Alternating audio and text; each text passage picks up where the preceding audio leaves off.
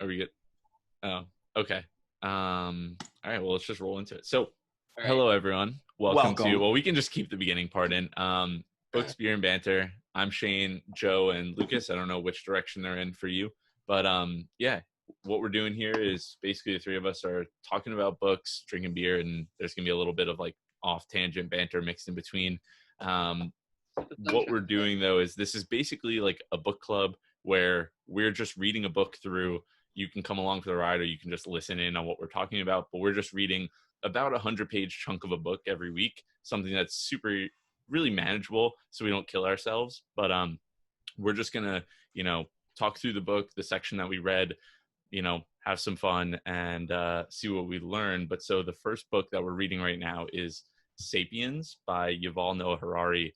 The subtitle is A Brief History of Humankind. I think that's the subtitle might be a little bit different, but we started with part one, which was the first 75 pages of the book, and we're now on part two of Sapiens, which is the agricultural revolution.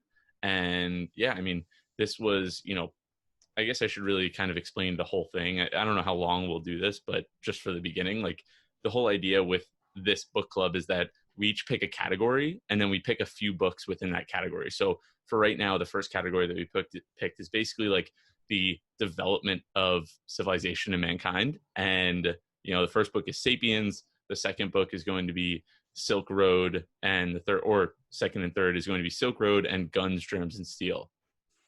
This category was picked by Joe, and we're each going to kind of pick a category, pick three books within that category, and cycle through them.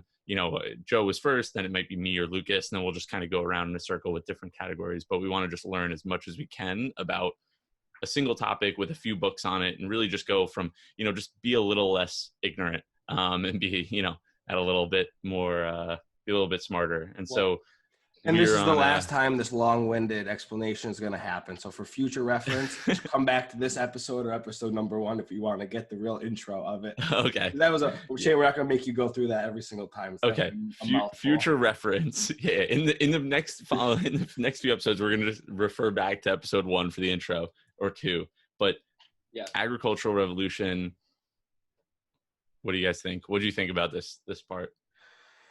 So finally, we get to talk about the wheat, which we didn't get to talk about last time, and the cows, which was definitely a highlight. But, I thought it was, pretty interesting. Looking back at the notes, obviously, like my notes, there's such like a shorter version of like what I read and, just trying to help keep pace because, reading something a week ago, it is sometimes I'm not just writing down like aha moments. I'm actually just writing down like facts so I remember them.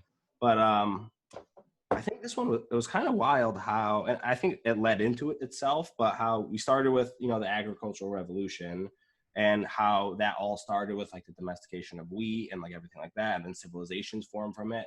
But it went like pretty far out, like from there to like, then we got into like segregation and like a whole bunch of like shit. I was like, dude, like, I guess it was not about the agricultural revolution at all. The first section was. I feel like it got like very quickly. Like, yeah. Granted, like those problems and shit, I guess could never have like derived unless this happened, which like I get, but it like very quickly got out of like, I feel like the whole, in my mind, I hear agricultural revolution. I'm like, this is all going to be about like farming and like, building little villages and shit like that.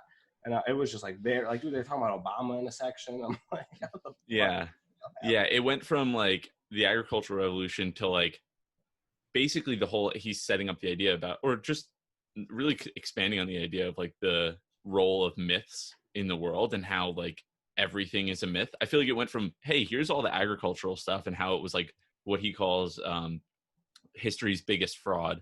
And then there's like halfway through it just, or not even halfway through, it just switches completely to like, here's a bunch of myths that we all believe in and like, imagine what's real orders and what's not. The fucking imagine orders was the thing. But I guess starting with the agricultural part, you know what I mean?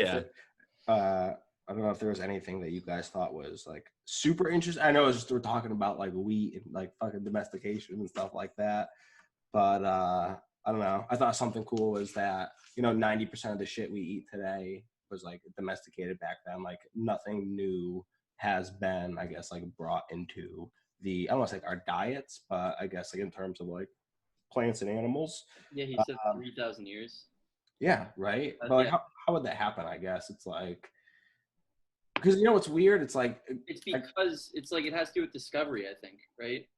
So everything had been discovered between year 12,000 and 3,000, and like that's when like we had domesticated. yeah, Yeah. So and like these animals and these vegetables and fruits and whatever. So it just happens that like and it's harder to discover new things when so much has already been discovered. Like then, Especially once we've relied on it so much. Like yeah. he even said, I thought what was interesting is like one of the points he made about, I'm like leaning this way into the mic even though I'm like here. Okay. One of the points he made about how there was one where it was how really like wheat domesticated us. Like we Yeah. were actually like, from an evolutionary standpoint, wheat is the real winner here. And like we are they like hopped on our back, and wheat, the plant, just basically went from like a weed to being planted everywhere and taking up like, there was a number in here, I don't know if either of you have it, but like Yeah, it's millions of 5 times the size of the United Kingdom or something. yeah, in terms of land. It's a stupid large, yeah. Yeah, that was just like absurd to me, to like just to think about how we actually made the decision. And like the other point is that as soon as one group of people decided that they were going to start settling down and actually like start farming, everybody else had to follow suit. It was like once one person started the the flywheel, I guess you could say, or a better word for it, but he basically laid out that once 1,000 people were doing this, you were just kind of screwed if you were the outsider. You know what I mean? Like once we started domesticating plants and then we started living off of the plants, then you kind of were indebted to this life of being towing the land. And then I feel like that it was that, as well as him saying that in a weird way it happened in Africa and Asia, in like North America, in parallel times without there being communication across those. That was definitely weird. Yeah, that like the domestication of these plants all kind of happened in similar times across the world. Yeah, well, it maybe all started because at one time. Dude, the people back then were like, I'm sick of fucking tracking my dinner down every goddamn day. You know what I mean? Maybe at once, they're like, all right, dude, it's been a goddamn millennia. Like, let's figure something else out by this point. Yeah. No, well, that brings up the point that he makes, though, is that the reason why it's quote unquote history's biggest fraud is because life for like the average person as a farmer sucked ass compared to life as a hunter-gatherer. Like hunter-gatherers worked like 3 to 5 hours a day, and the peasant farmers for basically ever worked 10 hours a day just to like give 90% of their stuff to the king at the end of the year, and like that was it. And they were just basically poor. It was like, oh yeah, work 24/7, and the king's just going to take all of everything you own with a stroke of a pen. And they may not have had pens back then, but you know what I'm saying.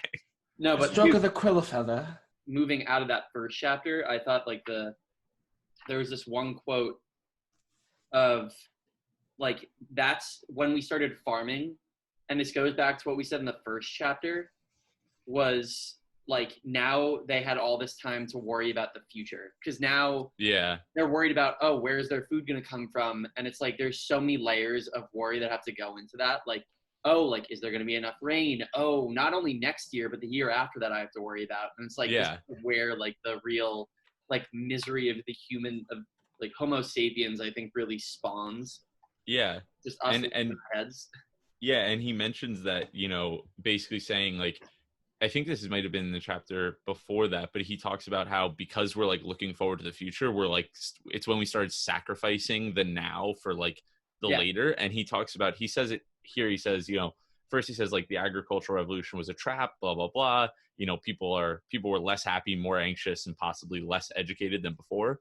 But he says, we see this time and time again. I've experienced this myself with my first job. My mindset was always learn more, work harder, and build the skills I need to start a company of my own. But a steady paycheck is intoxicating. The level of comfort of provided in knowing that you can afford all your basic amenities and still have money left over is the greatest drug in the world, and surely the most addictive. And I think that basically, like once you get into that mindset, it's like, oh, I'll just work hard right now, and then I'll get to this point. And then you're there and you're like, I'll just work really hard to get Just a to this little point. harder, Well, yeah. isn't You know what I that mean? what Like, it says like that luxuries then turn into necessity. You get to the Yeah. point Yeah. with this whole argument. Yeah. You get so used to those certain luxuries at that certain price point that then like it's something that you like rely on in your life. Yeah. And But like, these what's like? I things feel are like always fleeting. my first thought was like, even with that, with like practical shit, like I don't know if like a car, a washer machine, is that like a luxury or is that like a necessity? Like given like our point in time right now, you know, I think like it nobody's depends on who going you to are. the fucking A car for me is a luxury. Yeah. Well, you still can't drive. It's facts. embarrassing.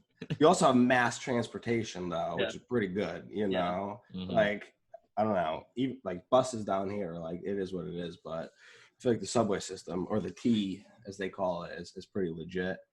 But yeah, I don't know. I was trying to figure out like when I was reading that, I was like, well, what the fuck is like the luxury we like take for granted these days? Because like I said, like is my washing machine a luxury? Like, or is it a necessity? I Like, think guess- it's like having a nicer car, like you buying the WRX instead of the Impreza, or like yeah. you know, like me ordering food a third time that week, you know, like shit like Yeah. that. It depends on where you're at. Like, Yeah, you know, once you get to a new normal, you can't go Yeah, down. Yeah, You know what I right. mean? It's like exactly. if you're living on like rice and beans, essentially, like that's your diet, and then you start eating a full, you know, balanced diet, you're not gonna like be like, oh, this diet is a luxury. You know what I mean? Like, you know, you're gonna be like, oh yeah, go back to rice and beans and you'll be happier. It's like, fuck that. Like, Yeah, who you get a taste cares? of the good life. Yeah. That's It's- exactly. You know what's funny? We say the same thing about Nova. We're like, that's why we don't give her human food. It's because it's like once she gets it, she'll. Why the fuck would she want to eat dog kibble ever again in her lifetime? You know, like you taste the sweet, savory, processed goddamn foods. Like, oh god, Yeah. I already know Well, that would be a thing. He talks about it in a way, like he says that, you know, the first part of the plan went smoothly. People indeed worked harder, but people did not foresee the number of children would increase, meaning that the extra wheat would have to be shared between more children. Neither did the early farmers understand that feeding children with more porridge and less breast milk would weaken their immune system and basically make them hotbeds for infectious diseases. So like it's kind of this idea, you know, it comes back to the idea of how initially you're like, oh, I'm going to work hard and make more money. And then you don't realize like, okay, once you get there, you're going to get all of this stuff. And then you're going to need to pay for all of that stuff. And you're not going to think about that. And then you're going to, you know, you kind of keep on this. And I don't think like you have to. I think a lot of people fall into that trap because you just like get on this hedonic treadmill of like wanting more and nicer and better stuff. You know, and it makes me treadmill, huh? Yeah. What the fuck is that? Yeah, you lost. me on It's that. from that book. This is one example of talked Shane about this trying to book already. sound smart. No, Shane- it's Nah, you're smart. We know you are, bro. You all right. don't It's prove from it the to book. us, all right? No, what's that book? Stealing I'm using Fire. ourselves to death. Oh yeah, No, yeah. where like they talk about doing a bunch of like drugs, but really like getting into a flow state, whatever. Yeah, let me just Whatever, pull who up my thesaurus real quick too. But, all right, whatever. No, and also going to that point though, Yeah. another thing he said on it was, you know, because of cultivating this, there was the increase in population, which means they had to cultivate more. There was like the immune system going down. There was people then, since they were setting up camps basically right next to the wheat, they had private property, which then encouraged like theft and like all that. Like they had something to lose now. Like prior to this, nobody had like, would you have like your spear and like your rag that covered you know what I mean? And you could run. And you could run, yeah, exactly. You could run. Now, Yeah. now it's like once you're invested into this property, you're like, all right, I'm gonna go down fucking swinging for my house. I'm not just gonna run away. Like I spent years or whatever like trying to build this at this point. So then I think that was like a large part of. But you know what is the thing too is that like if it didn't happen, like society, like what would the entire world be now? You know what I mean? I mean, it would be Yeah, like it's like thank you for your circulating. thank you for your sacrifices, prehistoric humans. Like Yeah, in modern day I don't farmers, know. you got the shit end of the stick today too. yeah, I know. Poor bastards.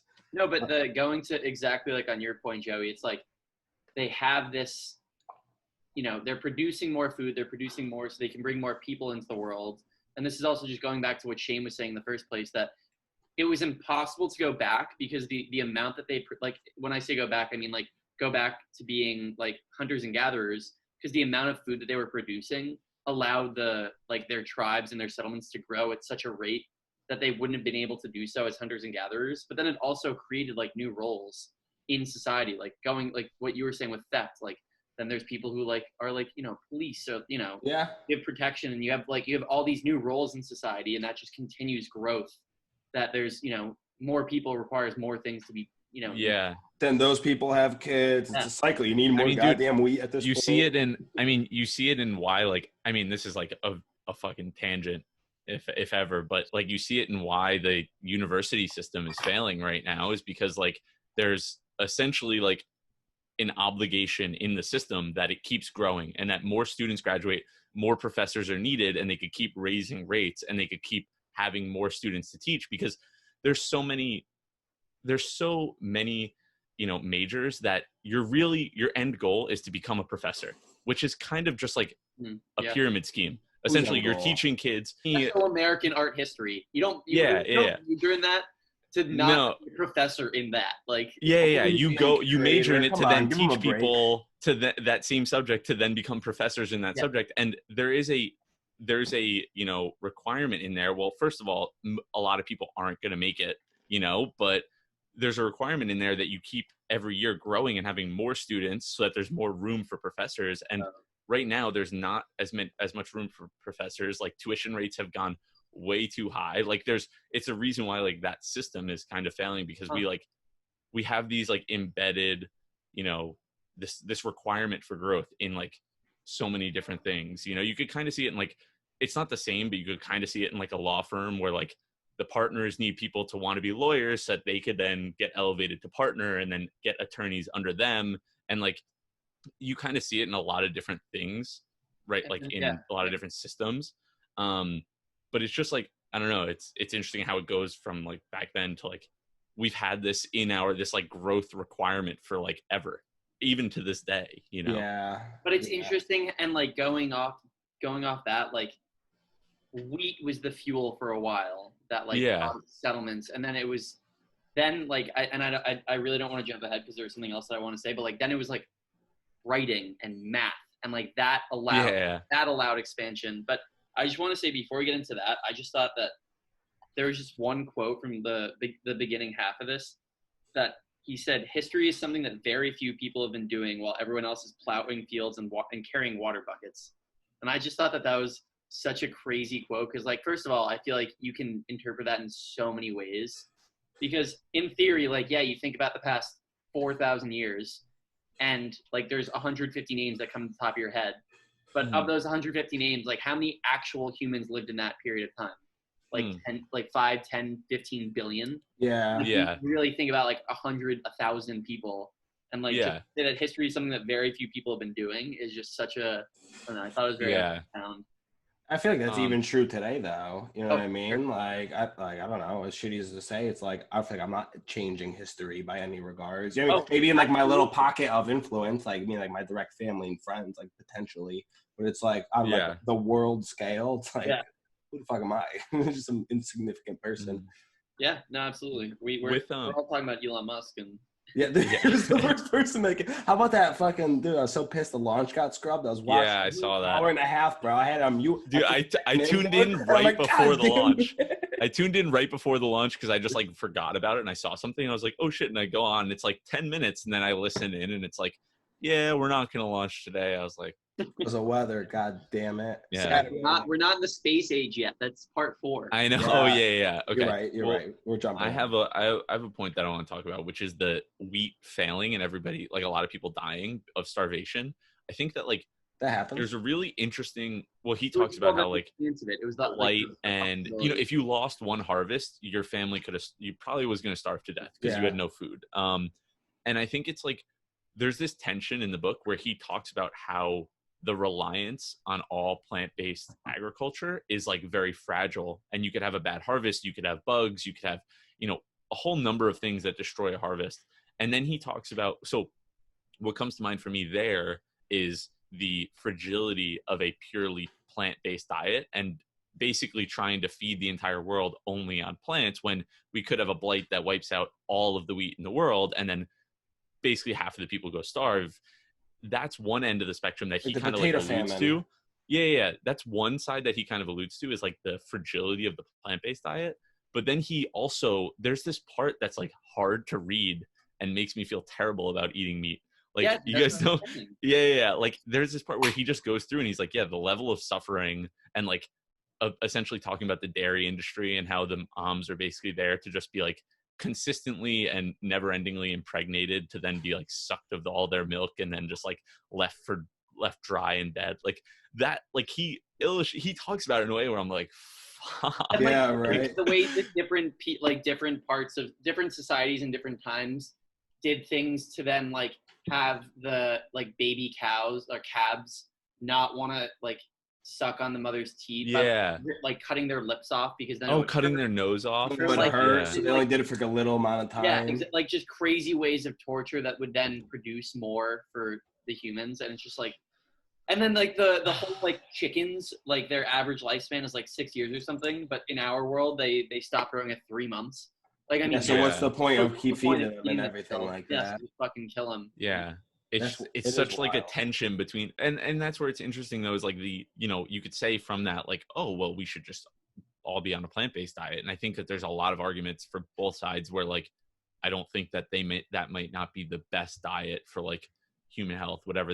I'm not, and none of us are really like experts in this field to have a good conversation about it, but like It's really it goes to show just Yeah, the right. idea of like the, you know, the struggle for the animals, and then also the fragility of wheat and other, you know, plants. Like relying on plants so much is like, hey, we could all die in a famine, you know what I mean, or a blight or something like that. I also feel like back then, like I think that could definitely happen Yeah, now. I agree. Like that circle of the world was so small, and like there was no transcontinental fucking, you know what I mean? Like Yeah. No, it's worse like, now. I get. What do you mean it's worse No, now? dude, It's worse now, totally How is it 100%. worse? What do you mean Because it's the wheat worse now? production is all of the production of plant materials it's all like, it's the same thing with factory farming. It's all large scale, and everything, especially with like genetically modified organisms, everything is now of these same strain. And now we have this, it's not diverse at all. Like usually you would have a farm with, you know, an acre, maybe like 100 yards or something. Now we have 10-mile long plantations that are basically harvesting wheat. And in a lot of ways, we've become more fragile than back. Like on a global scale, we've become more fragile, and on an individual scale, we've become less fragile. Like it's Maybe the I'm exact uneducated opposite here, of what but I you're so saying. disagree, because I feel like we're diversified enough that there's 500 of those 10-mile by 10-mile wheat And plants. also not just wheat. You know what I mean?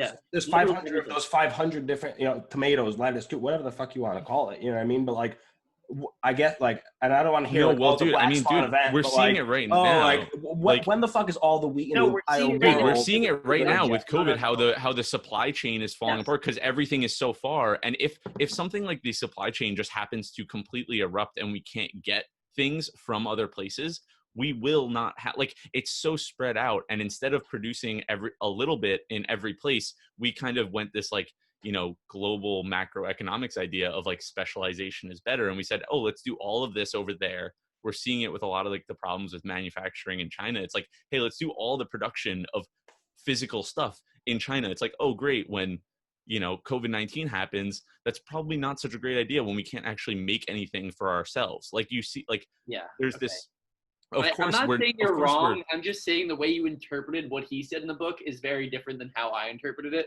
Because the fragility existed back then because one civilization's wheat is like, if that were to be wiped, that entire, you know, settlement could be just destroyed. No. He talked about it on an individual level, like your family. I think that on a family level back then, you were very fragile and you could die. But on a large, now we're all like, now instead of everybody having their own like small farm, a million people are relying on like each farm. You know what I mean? I feel like the way to put it, and it's kind of hard to explain, is like the percentage risk is lower now, but on a cumulative level, it's way higher. Versus then on the individual level, risk was way higher because a single family could have their harvest be wiped out. But on the overall level, there was enough diversity because everyone had their own production, that like at an overall level, it was way safer. But now, since we're all relying on this mass-produced like Yeah. GMO strains, I mean, everything. dude, A it's kind of single- like this. It's like the same thing when you think about like in terms of like violence, like in terms of war back then. It's like someone could just come to your house and just with it, like you see it in kind of like, I don't know, like the Game of Thrones idea. Like someone just comes to your house and just murders you and takes your stuff, and like it's just they're gone the next day. Like it just, like that on a level, like you couldn't really protect yourself. But at the same time, now we have nuclear bombs that could wipe out entire cities of millions of people, and luckily nobody's used them yet. You know what I mean? Like Well, that's not the whole since, like, the idea. 40s. Is that like these single, like if something bad were to happen, the effects would be a lot larger scale, but the probability of that happening is way lower. Yes. Yeah, Like that we've makes gotten, sense. yeah. Yes, exactly. Yeah. I think that like that's how I think about it with like the wheat, but that's where like the whole, like it's so hard to read him talking about the meat production Oh, because for it's like, I'm like, I don't know how to square Like, the how- Well, two and ideas. like 80% of cattle's in the fucking U.S. So if this blight Yeah. happens, we're just going straight carnivore diet anyways. Yeah, exactly. I mean, hey, It's okay, funny how, dude. again, it's the same thing as the first episode, the first, part. The way that you interpreted something is just vastly different from the way I did. well, So Thought out, Shane. This is why I like that we do this, because normally, like, I sit in my head, I'm like, okay, I'm right. Whatever I'm reading, this is how I'm thinking. oh yeah. Of course, Well, everyone like for last week, like I think I changed my mind on the whole like physical dexterity idea because I didn't know the definition of dexterity was Yeah. like being good with your hands. Like I just had no clue that was the Wait, case. You know what I mean? So like, I had this note, and it goes back to something we spoke about last no, week. it's breaking the rules. We can't. I'm just I'm not allowed to bring up. I'm No, not I'm allowed just to bring kidding. up with Joey's idea of like morality. When did that ever come into play? Well, like I at some point in the never second for half me. of this section, what? At some point in the second half of the You section, just look so concerned, bro. I was like, where does morality come into play? Because they were talking about like Mesopotamian society, and the guy like Hammurabi, and like he had like those 400 like tenets of like this is Oh, what yeah. life is like in my world, and I just put this arrow together, and it was like, this is one of the tenets of, if a woman should die, they shall kill his daughter. And I said, this is a judgment that is meant to arrow up, prevent the strong from oppressing the weak. like okay, but then then the rest of the chapter talks about how like men and women and races and different yeah. are all like what they are now. But I just thought that was just such a funny like, all right, we're gonna do this thing that very much is not protecting the weak from the strong, and say that it ties it to prevent the strong from oppressing the weak. So Yeah. Was he the first like? Why does he have such significance? I don't remember if he said it or not. Was he like the first king or the first written law, or it was. what was the deal? Because I've heard of him. The Hammurabi thing was Well, it was everyone the first, everyone like, remembers it was the that. first Eye for an real eye. judicial system. Like it's the first That's real what it was. system of quote unquote justice, where like there was rules and it wasn't like the king feels like chopping your head off, so he's gonna chop your head off. Kind of thing. Like, no, I think the reason why I was using the example here is because it was they found the stela in 1776 BC, and they were comparing it to the Constitution in 1776 AD. mm-hmm. So like that was like they had that like massive pillar that had all these tenets, or like whatever you want to call them, like codes written on it, and they were using it as an example to show the parallel of time 3,000 years apart. Yeah. But I don't necessarily think it was like the first, or like he says it here, like these principles have no objective validity, and like I wrote under that like this makes sense, it's just hard to wrap my head around. And then he goes into like objective, subjective, and like the intersubjective thing, and like, dude, like it literally is the world that you're raised in, is like where your morals come from. Like that's where you're like, without a doubt, in like the Hammurabi's like world, like women were worth half of what a man was, and there were 3 levels of. It was commoners, I think. It was priests, warriors. It's a superior people, commoners, and slaves. Members of each gender and class have different values. The life of a female is worth 30 shekels, whereas a male is worth 60. But like in that world, and like I don't know how to say this without just sounding like absolutely insane, but it's like We're gonna cut this so it sounds so bad. No, We're just but- gonna cut this soundbite. Wait, dude, like- this is the best way. This is how we can get some free promotion here. We'll just cut the worst possible things that we read and just pretend like we actually said it. dude, but like it's Sounds the super idea, and sexist. I have the quote to back exactly what I'm about to say up is like, so they live in this crazy fucked up thing that women are worth half of men, and then they have these 3 different castes. Well, it's crazy and fucked up to us, but Yeah, at the time, exactly. But if you buy in, and the people that bought in, you end up having this society that he says we believe in a particular order, not because it's objectively true, but because believing in it enables for us to cooperate effectively and forge a better society. So like, it's, Yeah. and like, I mean, we're buying into our worlds now, but it's just kind of crazy to think like, 1,000 years from now, people are gonna look back in like 2020 and be like, these fuckers like were racist. Like what? yeah, right. It's like, Yeah. well, Like, dude, not look even at that. think about 10 years ago. Like, Yeah. dude, gay marriage wasn't even a fucking thing. Like, Yeah. They how the said fuck something does that make weird. sense? Yeah. How the something fuck? that- No, Why and is I mean, that- dude, and in a how lot are of we places, civilized? well, and they talked dude, about the gay fucking and the homosexual tendencies, and like I really yeah. liked the section about like saying like how he was like nothing's unnatural because if it was unnatural it couldn't be. Yes. You know what I mean? I was like, Yeah. fucking sick, dude. I gotta There find was that something segment. about 2000. As of 2006, there were still 53 countries where a husband could not be prosecuted for the rape of his wife. Yeah, Yeah. that's crazy. 14 years ago, and that's Well, I mean, dude, Isn't that crazy? I Like, mean, we dude, were there's still- alive in Yeah. that all right, time, to be you fair, know? there's still cultures where women are assumed to be a man's property. Like Yeah. there's still cultures and people who believe that, which is like that, like just to think like in parts of the world, there's all of this, everything that like we're talking about here is still going on in some part of the world. Yeah. You know what I mean?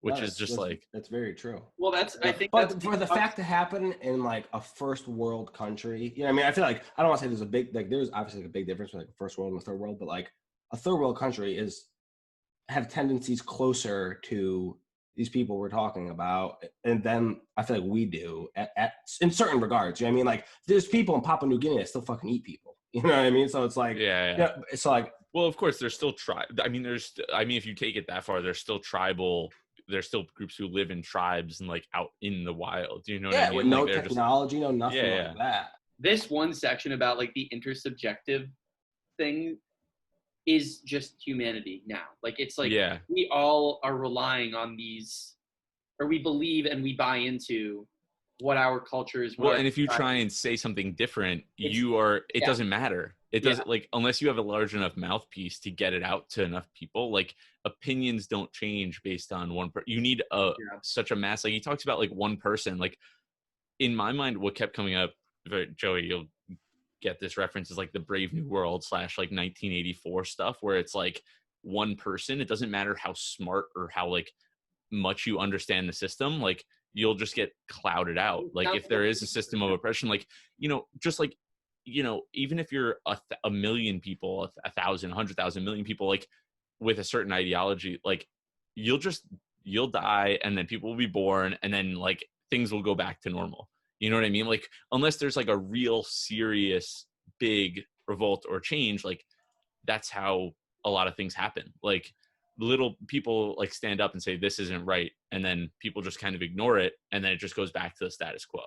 Yeah. Well, dude, so I had a thought on this that I wanted to bring up and like just ask, because there was a part in here where he was talking about biology and like how if we translated everything into biology, it like nothing makes sense. And I was like, because we live in this world where we're smart enough to actually have independent thoughts, like I felt like that was kind of like, it's a useful exercise, but also like, I don't know how useful it really is, because I think that like, there's this idea of like emergent properties of like any system, like 1 + 1 doesn't equal 2, like it equals 2.2 or something. Like there's something that comes out of just people interacting that you don't expect, and maybe just like our level of intelligence and who we are as humans, like the Quran and the Bible may not be the same, but like we talked about, agriculture kind of popped up you know, like domesticating plants and animals was an idea that people had on completely opposite sides of the world that they just started doing and became like a trend. So I think that maybe like it's easy to say that like these are just kind of shared myths, but at the same time, maybe they're just actually like emergent properties of who we are as people. And like it's going to happen that way no matter how many times we restart over. Like if everybody just lost their memory and we went back to like 100,000 people, maybe just the way that we are, our DNA would cause us to come up with solutions to the same problems, get interested in physics and math, and go from hunter-gatherers to agriculture to building better tools to then AI and spaceships. You know what I mean? Maybe just because of who we are in our DNA, that is the path that we would go down. So it's like, I don't know if that's the case, but it I feel like feels it silly makes to sense.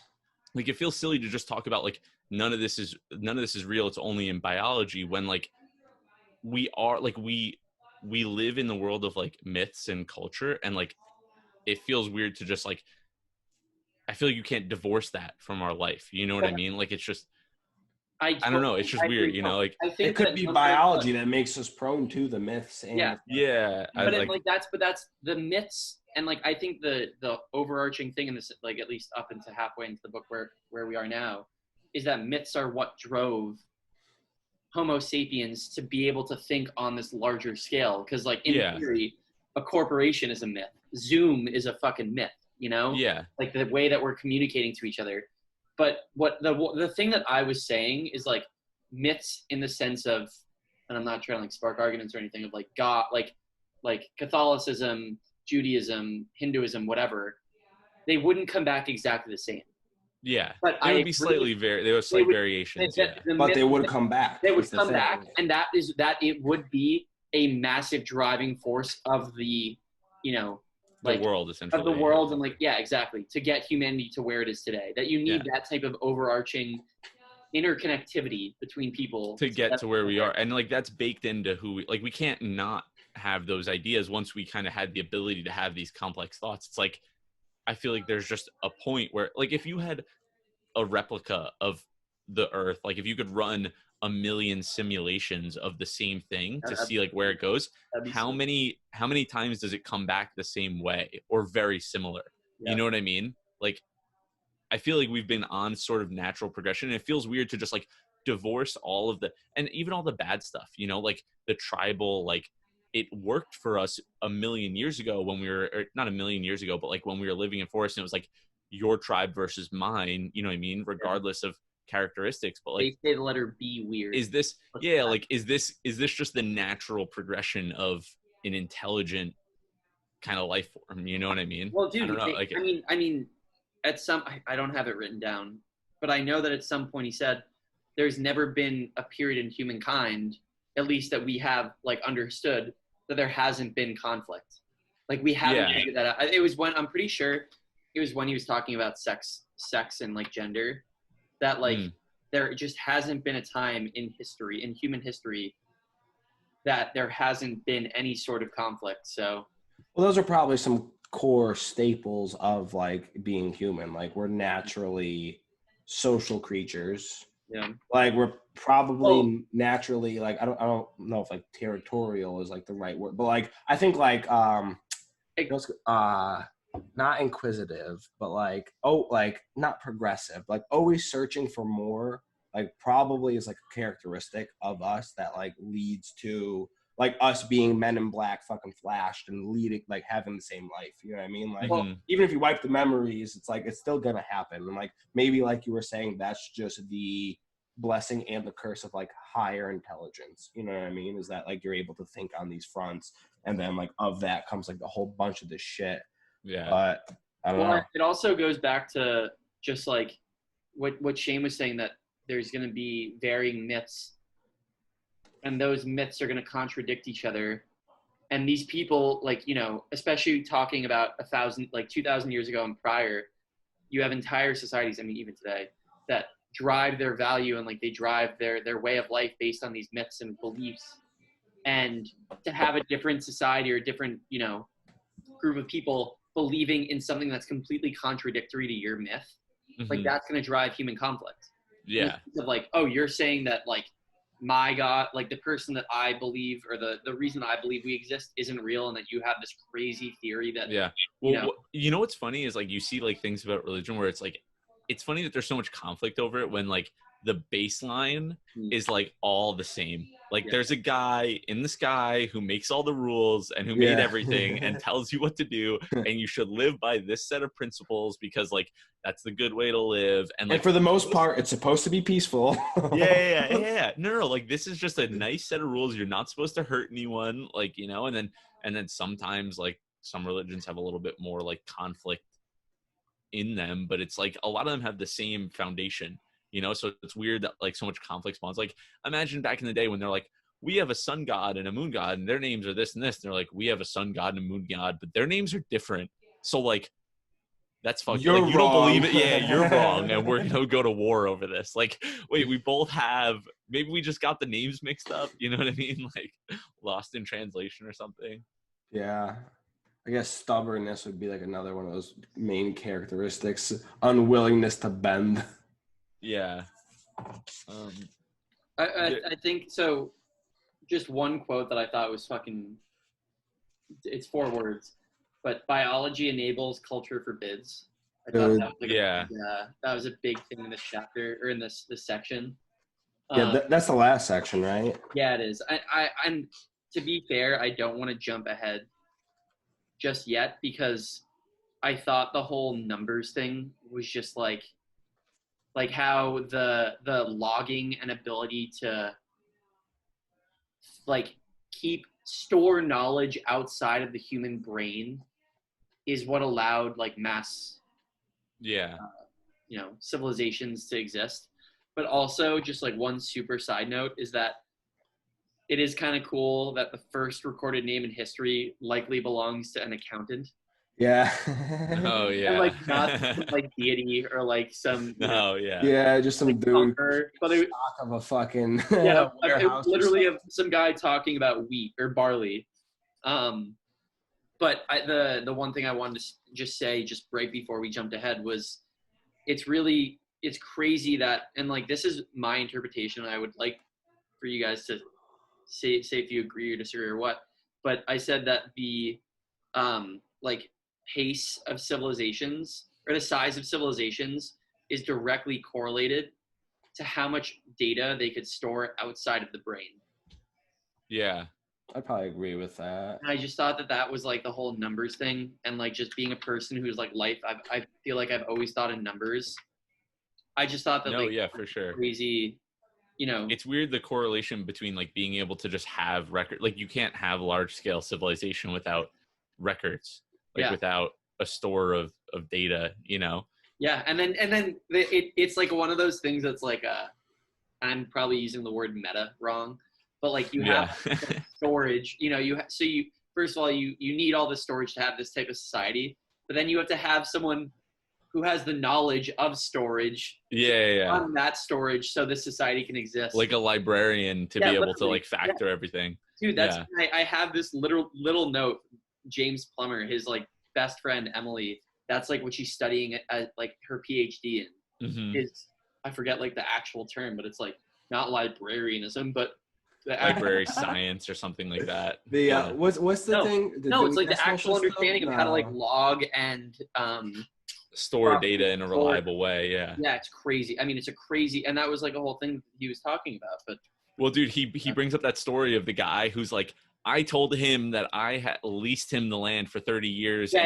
He says that he bought it from me, and they go to like figure out the records, and the guy's like pissed off. He's like, are you kidding? He goes downstairs and he opens the door, and there's just like stacks of plaques of little like clay tablets, and he's like, good luck. And he's like, not only if you find that, you also have to check back to make sure in the preceding, like the, you know, forward 30 years between that tablet and this year, there could have been an amendment that is also stored here. So we'd have to find that too.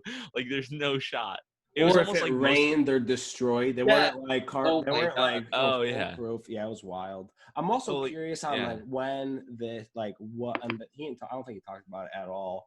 But like the point where writing went from 100% like data like focus to like fiction. You know what I mean? Like when that point started. Versus like, or what was it? Partial versus. There's a chart somewhere that was wild. That like it went just from storing data to like that. Then you could write poetry. Partial script versus like spoken language. There was a section in here. Yeah, it was.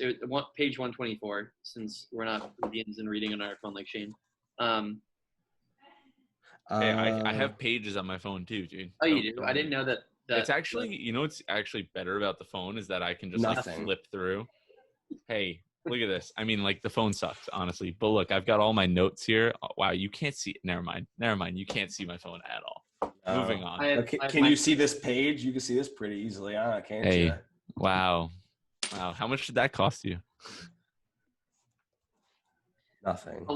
What is it? I lost the records. Let me go check the play tablets. The first texts of human history contain no philosophical insights, no poetry, legends, laws, or even royal triumphs. There are a humdrum of economic documents recording a payment of taxes and the accumulation of debts and the ownership of property. I just wrote that makes a lot of sense. That does. I catch myself with notes like that so much. Yeah. I have so many notes in the book like that it's just like, yep, I agree. Dude, a weird conversation that came up like that popped into my head, or a weird like thought, was that, you know, this time period, like the agricultural revolution, was also like the beginning of what was, and it kind of like got worse over time, was the idea of like rent seekers, or people who were just like bureaucrats and like didn't, like he talks about how soldiers in like the French armies, most of the time the officers didn't actually go to war. They were just basically bureaucrats who like never actually put their lives at risk. But you go back to like the Roman Empire, and like the emperor was the first one online and was the first one into battle. You know what I mean? Like back in those days, there was this time when like it was early agricultural days, but like you risked your life for, like, you got all the plenty of being an emperor, but you also put your life on the line first and foremost and led into battle. And you were the best warrior among the army. Like there was some, you weren't the richest noble in the land. And then slowly but surely, like he talks about you know, because he brought up something about that point, and I was like, yeah, well, it would make sense for a soldier to lead a soldier, but not, you know, when it got to a point where it was you know, for someone who's in the army to be elected up into a rank in the army. But when it got to a point where it was like just basically someone was elected to lead the army and they didn't know anything about conflict, it was like that has continued like to this day, where there's some companies who just like, they're certification companies or something. Like I saw something like the financial advisor like certification company, their head of HR makes like $350,000 a year, and like they don't certify that many people a year. You know what I mean? Like they just like basically said, hey, we're the only ones who can give out the certification. It's going to cost a shitload of money, and we're going to sit back and everybody's going to get paid a lot of money. And like, you know, it's just like, well, also I feel like, I don't know, it's just like, more to your point is, I bet you that person who makes $350,000 a year knows nothing about financial services and couldn't pass himself. But like they're in like leadership role at this company, which is human fucking, what was it, human services? What the hell is the thing called? It's human resources.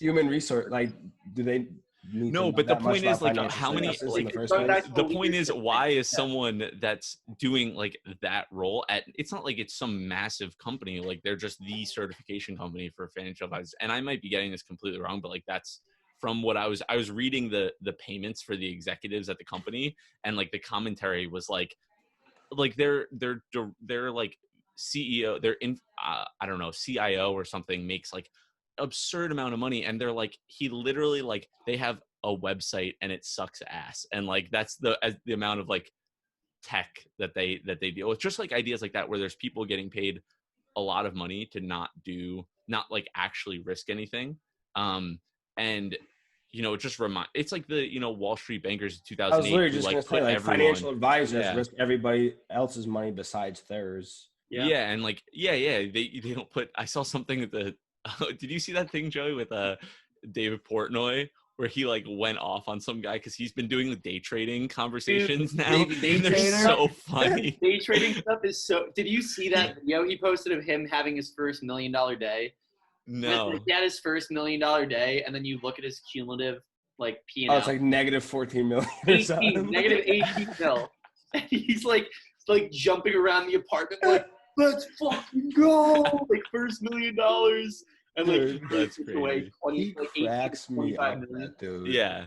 That guy's But amazing, like by the way. that he like yelled at someone because some guy was like, "Oh, Dave, I know like everybody gets lucky, but like we help people like you all the time." Services. And the guy was like, "We help people like you who get lucky that want to like just actually keep their money." And he goes on this like rant, and he's like, "Who the fuck?" He's like, "How much? Whose money are you? You're spending other people's money. I'm spending my own goddamn money." And just like goes off, and it's like that idea of like you're risking other people's money, and of course like. In a lot of these places, like their money's in it too. Like these people aren't all just like complete idiots, you know? But like the idea is that risking other people's money for your personal gain to then not risk any of your own.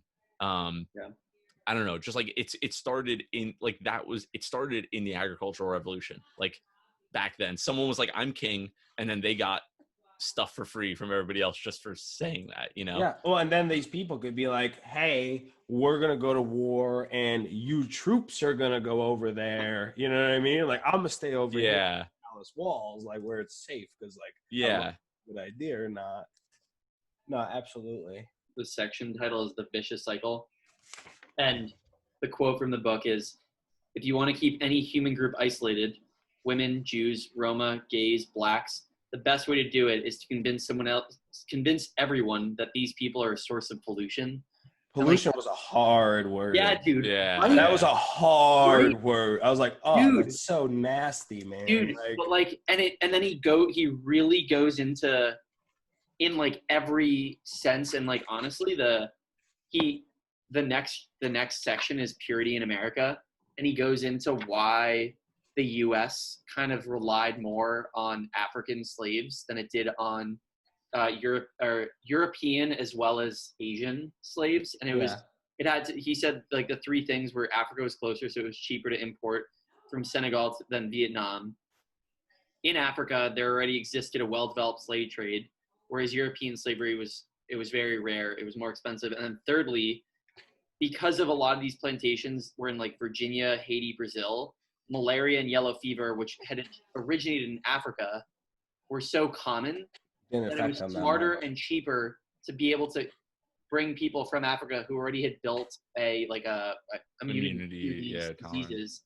That's so crazy that like it's not like they were chosen to be slaves. If you think about it in this sense, they weren't slaves because they were black. They just happened to be black. You know what I mean? Yeah, based on these criteria. But also, it's like from what it sounds, there wasn't racism then. You know what I mean? Like I think that I feel like that, like if these people were white, you know what I mean, and it made economic sense to take these people, they would have taken them too. I think. Well, I think all right. So it was black, which then led to the racism. Well, the creation of the creation of the idea like that. Yeah, like they created the idea that basically whoever it was, they were going to come up with a good reason that it was those people. Like he talks about here that the doctors and like different like in every facet of the world.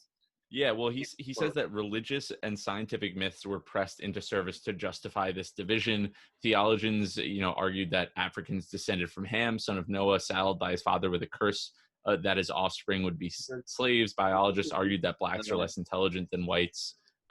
So just like basically they came up with ideas to justify what they were doing, regardless of who they were. It wasn't like it was just going to be, they were going to come up with something, Yeah, exactly. I'm saying if it was an Asian person in Africa, then those same studies would have said the Asian came from Ham and it was destined to be a slave. 100%. In biology, the Asians were less smart than us. You know what I mean? Dude, I feel like to tie a bunch of this. So in that same section, they said like they were talking about how like systemic racism in this country has existed. Like, however, 2 centuries after slavery, 2 centuries of slavery meant that most black families were far poorer and less educated than most white families. A black person born in Alabama in 1865 thus had much less of a chance getting a good education and a well-paid job than did his white neighbors. His children, born in the 1890s and after, started life with the same disadvantage. And my note was, it's crazy to think that like 8, whatever generations later, like they're still impacted by that. And you just think of like wealth in general. Like you start saving at 18 versus you start saving at 21 versus you start saving at 30. It's the same fucking thing. And like obviously it's a crazy way to parallel the two. But it's like no, but it compounds, and like if you absolutely. start off at a really bad spot, no matter like it's gonna take a lot of years to make that difference up, like a lot of generations.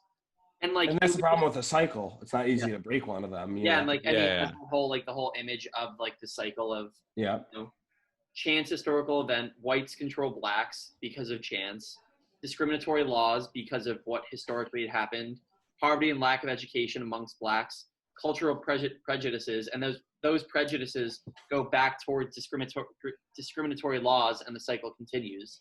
And it's just like, it's kind of crazy because he said like, you might think that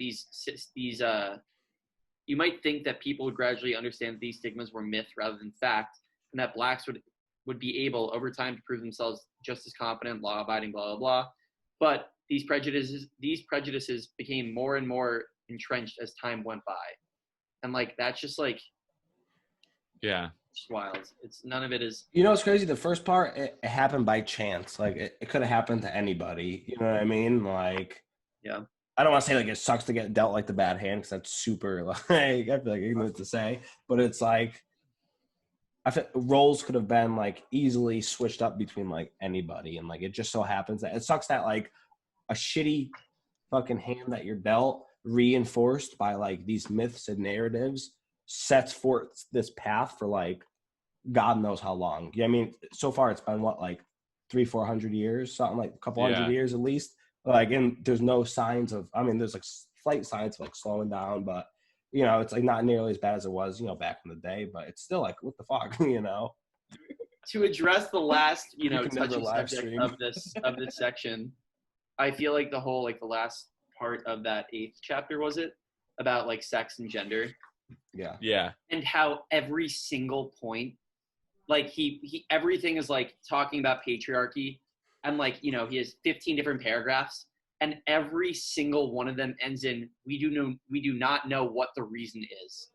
Like every single one. Yeah. What I thought was that, the end of this whole part says, and like, look, it's 3 dudes here, it's quite the biased opinion, like on all of this stuff. But like, he ends the chapter saying, like, given all of this stuff, like he goes through like all the reasons why, like he ends like he says we don't know why the like patriarchal or like male led society has been such a consistent theme and has lasted so long, but he went through all of the major theories before that, like the 3 major things, and basically just like said, this is wrong, this is wrong, this is wrong.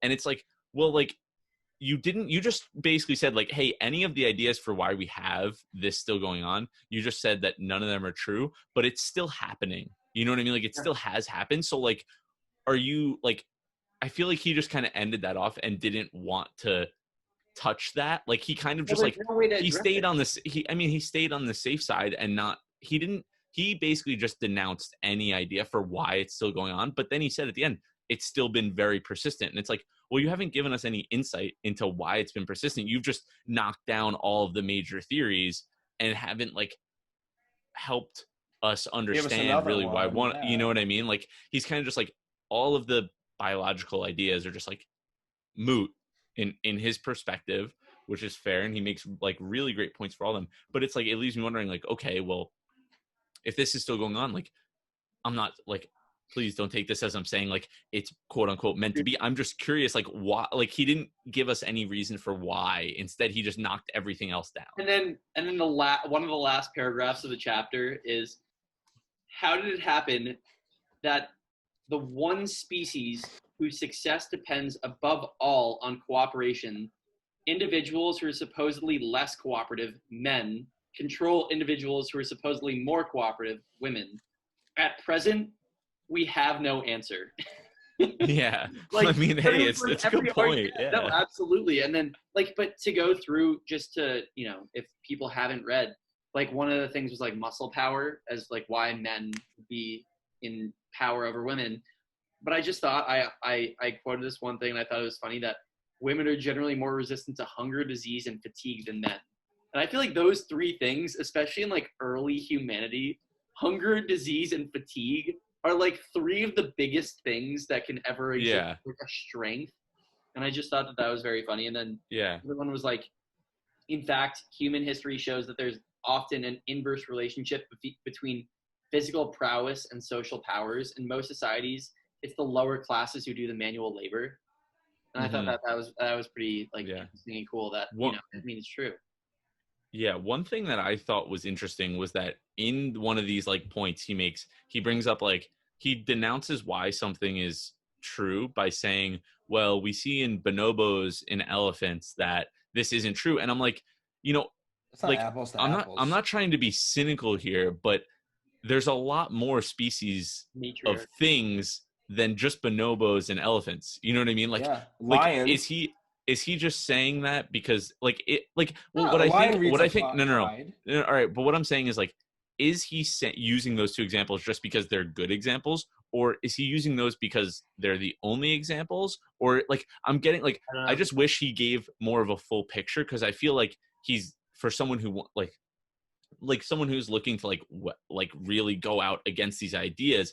I'd just say like, okay, you gave examples of two different species. One is very related to us, the bonobos, and one is just like they're elephants. You know what I mean? Like, it's not really like, what about all the other So species in the I don't world? want to be like reliant of the Google auto response, but when you Google matriarchal animals, 6 show up, just 6. It's Yeah, literally well, so Which that's the ones thing are is like, they? Dolphins? elephant, bonobo, spotted hyena, meerkat, naked mole, and baboons. Naked mole Naked rat. mole. Sorry. yeah, and I mean, look, I'm sure that there's probably more than that, but I'm just like, it leaves. I wish it feels like he didn't give any inch of an idea as to like why. He just like said, hey, here are some theories and here's why they're all wrong. I Yeah. also think that that we have to understand that like this book is It's not written about off. that. Yeah, it's no, but he's No, of writing the course, book yeah. off of what has historically been researched and like what actually has like a true grounding in. Yeah, like, he's not giving any and theories or like he's not trying to. Yeah, exactly. Like, and obviously, like some of the shit that he says is far from objective, but I think yeah, at a I general mean, level, like he tries to take like generally respected and reputable theories and put them in this book. And like I think that the matriarchal, like yes, it was literally a paragraph in a 35-page part about why men are have more power in society than women. But I think that like he just put it there because he wanted to have some sort of counterpoint to everything else that was in the chapter. yeah, of Even though course. every part of it was saying like, I don't know. No one knows. There's actually no answer Yeah. in history that says why we are in a patriarchal society. And it's like I underlined it every time. It's like literally like 6 or 7 times at the end of every argument he makes. Like it is not at all clear why. There's not a clear reason why. I think it makes sense, as you say that, it makes sense that this is the way it is, and so he's just bringing up all the like he's not bringing up other ideas for like to support it. He's just like, this is the way it is, and here's all the reasons why people think that is, and here's all the things wrong with that. Rather than trying to like make some very complex argument about it, he's just like, it makes sense to take it from that perspective, given the context of the way society is and the way he's writing about it. Yeah, and this chapter also could have been 300 pages in itself. If Exactly. The historical discrimination of women and why this is, what I mean? Like it could have I'm been. sure it was. Way, I'm sure it started that. He's like, wait a second, this is getting way beyond. Textbook. This was like 1,500 pages. No, but I do absolutely. think that like again, and I said the same thing in the first part, but he's a really good storyteller, and the way that he wrapped up the chapter was like talking, and I mean it was the way that this whole second part of the book worked, that this was the second part started 12,000 years ago, and ended 500. So like we're talking about 11,500 years versus the first 100 pages of the book is talking about like 250,000 years. Yeah, exactly. Like this is like rapid. And again, like as you said, Joey, like in the beginning of our episode, that like all of a sudden like we're talking about like America now, and it's like what the fuck? We were just talking about like 15,000 years ago, like where we have barely any understanding. But I do think that like so he understood the acceleration of things, and he did very much address how much progression has existed in recent times. And I do think that it's really interesting given like everything that's been said in the book so far, that like we kind of are in a state that is in this rapid progression of like equality. And like it's really weird because then you jump back 100 pages and he says like equality isn't like human nature, it's not natural. So it's like, well, I think it has a lot to do, especially with the two different chapters. Like this chapter in particular was more about like cultural, like memes, if you will. Whereas like the last chapter was so much more reliant on like biology and like evolution. Like now the evolution is like the evolution of ideas, and that's why they're able to progress so much quicker. Whereas like we're not waiting for some biological factor to change us to be, you know what I mean, less racist or less sexist or whatever. It's like you have to have like a cultural like idea to do that. So it does have, you know what's crazy? Remember, there was like a podcast with, I think it was Tim Ferriss and Tim Urban. It was really good. And just talking about like the speed of fucking like how fast we're going. They were talking about like if the like Earth's existence was a book. Look at Charlie coming at you. He almost just flung you right off the chair. Imagine you just hit you. You know, it'd be mad funny, dude, if that chair that you got from the guy was like broken. And I just fucking folded. There's like no support in the middle, and you just head into my desk. Well, can you tell that he's like fucking excited and like frisky now? Yeah, right. He's like, Dad, I got a shit. But he was just basically saying like, he's like, if the world's existence was on, you know, like a 1,000-page book, like 999 of those pages would be like prehistoric dinosaurs, cavemen. He's like for a word. Yeah, right? We'd have like literally like a sentence on it, but like going through, it's like each word that we say in that sentence is like so much more dynamic than like pages of like that prehistoric text, like going from like impactfulness and change and everything like that. It is just crazy to think about that type of shit. Whereas in like 10 years, the amount of like change in the world and in humans and ideas could be just so much more, you know, larger than 100,000 years of change within 100 million years, you know? Dude, I never thought of it like that, but like the blip that we exist in is so much more like it's just exponential versus the change that's existed on this planet prior. Yeah, absolutely. And it's more and more, and because it's exponential, you know, maybe not like perfectly exponential, but like the world that we live in now and the world that we live in each year changes faster than like the years prior. And like that's just what we're in, that, you know, we're talking about how these crazy things 12, 15, 100, 300 years ago, like unfathomable things are now just completely, you know, not completely, but you know what happens? The curve goes like this, and then it gets straighter, and then it gets straighter, and then it starts to turn on itself, and then we got a circle. Circle. Then we're back where we're at. That's how a cycle fucking happens right there. Yeah. Overall, I mean, I thought it was definitely a good chapter. It was the pace of it was definitely a lot quicker than last chapter, without a doubt. So I'm totally curious on the next chapter, which is the unification of humankind. You know, have you read ahead, Joey? No. I finished this morning. So you're not the only one. You're not the only one. I was a week ahead of you guys, and we're all ended up. Yesterday when I heard, let's do it tomorrow, I was like, okay, go put it off for another 12 hours. Score. Just in case you're trying to watch this episode and you're upset about not having read 100 pages, a measly 100 pages in a week, just know we barely do it too. Yeah, we're on the fringe. Most days.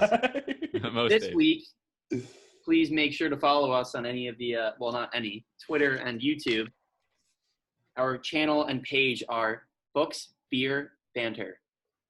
Yeah. And if It'll you be- tweet at us, one of us will reply, and we're not going to tell you which one. It'll just be kind of like a Russian roulette of Oh, sorts. I like that, And so dude. we'll just, You if form anyone your own wants to tweet opinions at us, of us on Twitter. yeah, right. It'll be of all of us as a group. So if one of us says something crazy, it's just we could just let it blend in and just